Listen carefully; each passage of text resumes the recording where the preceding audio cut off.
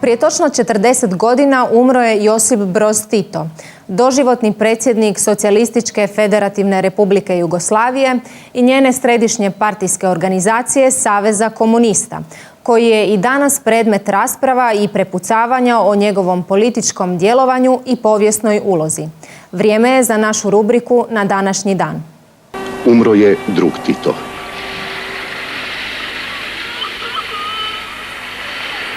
Josip Broz Tito umro je na današnji dan 4. svibnja 1980. godine u 88. godini života i to nakon operacije u Ljubljanskoj bolnici.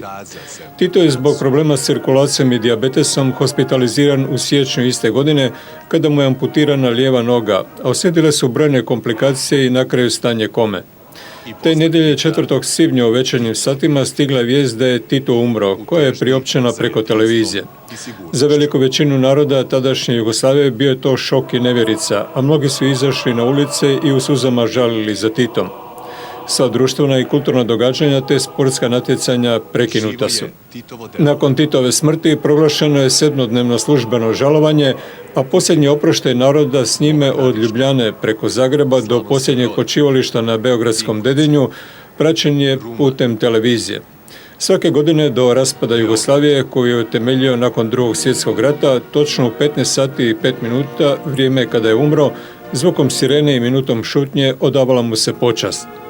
Sjećanje na Josipa Broza upravo u vrijeme kada je umro danas su obilježili članovi društva Tito i Socijalističke radničke partije koji su položili vijenac na spomeniku u parku koji nosi njegovo ime u Puli povodom 40. godišnjice njegovog odlaska sa životne scene. Tako da smo uspjeli se osloboditi od stranih okupatora i od fašizma i u 45 godina socijalizma pod kojim je većinu vremena on predvodio, uspjeli smo doživjeti najveći i postići najveći razvoj i najveći uspjeh u historiji naših naroda i narodnosti na svim poljima, počevši od ekonomije, kulture i tako dalje, školstva. Zato moramo shvatiti da je socijalizam, prije svega Titov socijalizam koji se gradio u to vrijeme, jedini mogući izlazak iz krize kapitalizma i barbarstva u kojemu danas živimo. Hvala.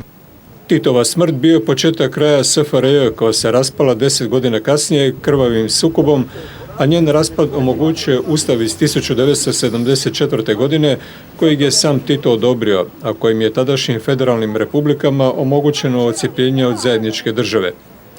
I 40 godina nakon smrti Tito je predmet brojnih rasprava i polemika u političkim i znanstvenim krugovima te na javnoj sceni o njegovoj povijesnoj ulozi gdje ga neki smatraju državnikom koji je omogućio ugled i prosperitet Jugoslaviji i njenim narodima, dok ga drugi smatraju kontroverznim političkim vođom i diktatorom koji je zatvarao političke neistomišljenike i represivnim metodama gušio političke slobode i liberalne ideje.